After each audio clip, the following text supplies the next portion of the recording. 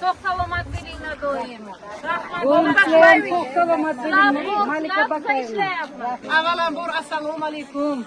Mana shu yurtimiz uchun, vatanimiz uchun, mahallamiz uchun, oilamiz uchun o'zini vaqtini ayamay, o'zini tashabbusi bilan, o'zini ixtiyori bilan yordam qo'lini cho'zgan muhtaram opa-singillarimiz, aziz ota-onalar, sizlarga men Buxoro viloyat hokimligi, viloyat oila va xotin-qizlar qo'mitasi rahbari Ortiqova Hafiza Teymurodovna hamda Buxoro shahar kengashi deputatlari nomidan. Mana Buxoro shahar hokimi xotin-qizlar, demak hokim o'rinbosarimiz Umar va Ma'rifat Bakayevna bilan birgalikda sizlarga biz bugun o'z minnatdorligimizni bildirishga yig'ildik.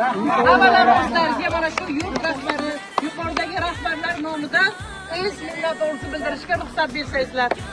Eng yuksak e'tirof va e'tiborga ega bo'lgan bugungi mehnat qahramonlari. Mana biz o'zbek xalqimiz, mana boshqa millat yurtlar, millat egalari ham atrofimizda borlar.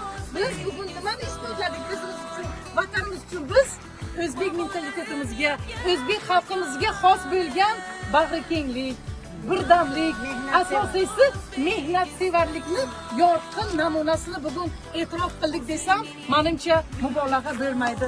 Yurt rahbari aytgan bu qo'llaringizni erta prezidentdan nasib etsa mukofotlar olasiz.